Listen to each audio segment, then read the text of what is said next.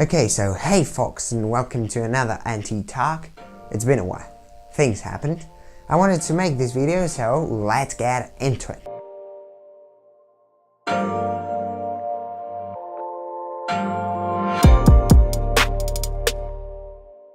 So, while I was a bit inactive on YouTube, the iMac Pro controversy happened.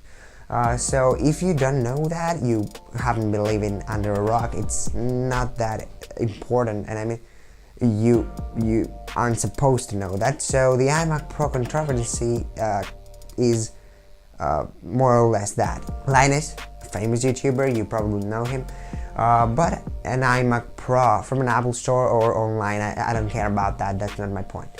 And then, as Linus commonly does, he put it through a process, he modified it, he wanted to see what he can do to make it better, to upgrade it.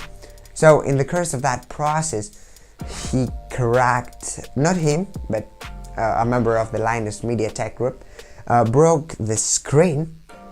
And as it seems, he broke the motherboard and the power supply, but I don't think he actually broke them directly, but they want to be sure that they will repair the iMac Pro, so they ask for the screen plus the power supply and the motherboard, so they are sure that it will be working.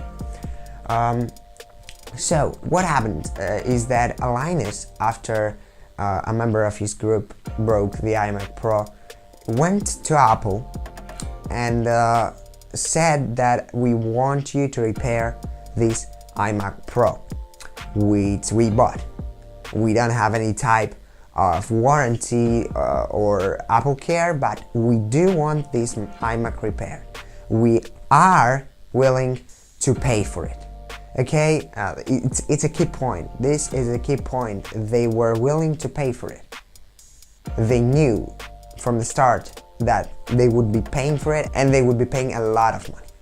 Okay, so they went to them, and after a week of the iMac Pro being in an Apple store, they were told online as a message, and the reasoning behind it, as the message said, was that the headquarters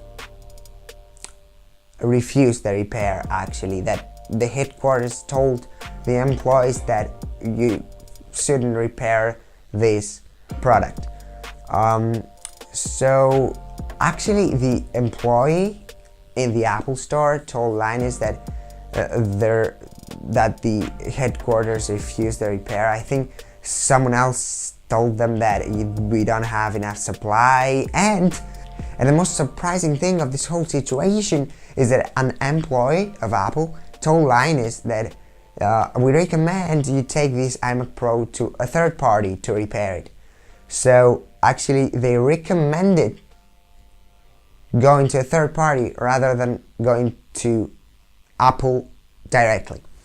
And that's not a bad thing. I mean, if they can't fix it, at least they can fix it, a third party. But that's not true as well. We learned in the course of Linus' video that you have to obtain an Apple Pro certification to repair an iMac Pro, and that thing seemingly isn't out yet. You can't obtain it yet. So that leaves us with Apple not being able to fix the iMac Pro, a third party not being able to fix it, and Linus not being able to obtain the parts he needs, because even if an Apple Pro certified person would like to transfer him the parts he needed, he couldn't, because it would be illegal. He could just repair the iMac Pro himself. So yeah, that's a bummer, as you can see, and that's why Linus made the whole video from the beginning, because he couldn't fix his iMac Pro in any way. And Linus isn't the developer of the iMac Pro, so he doesn't know how to fix it. And you know what? At the end of the day, he modified the iMac Pro. I can see why some Apple Pro YouTube channels out there say that you shouldn't modify the iMac Pro. And in fact, you mustn't modify the iMac Pro. It is written in the license and agreement that comes with your iMac Pro that you can find online at Apple's site. So I do realize that modifying the iMac Pro means that you aren't eligible for any repair afterwards. But the thing is that no one, and I repeat, no one told Linus or anyone that, you know what, we won't repair your iMac Pro because you modified it, and specifically because of this. No one told him that. And that's why he is angry. And that's why he can't realize why he can't repair his iMac Pro. If the supply is there, if the stuff needed is there, and if there is no fear that the iMac Pro may break more than now after the repair because of the modification, then why is Apple not doing the repair on a $12,000 machine? The repair cannot exceed this cost. I mean, it would be outrageous if the repair exceeded this cost. And even if that happened, some channels on YouTube say that this may have happened, that, you know what, they said the repair isn't cost effective and we won't do it. Then why didn't Apple say to Linus, you know what, we recommend you get a new one. The cost of the repair would exceed the cost of a new iMac Pro, so you're better off buying a new one. No one told Linus that. Okay, and that's why at the end of the day I am against what Apple says about this whole situation. I mean, so you know, I'm against Apple's practice overall. I mean, why say in the license and agreement that, you know what, if you modify my product, you're ineligible for repair? I mean, is it so bad to modify a product that is a PC after all? I mean, yeah, it's an all-in-one, but if you don't let us be in there, I mean, yeah, but I can understand it, but I mean, why do you say that? Like, the thing is, I'm not objecting to that.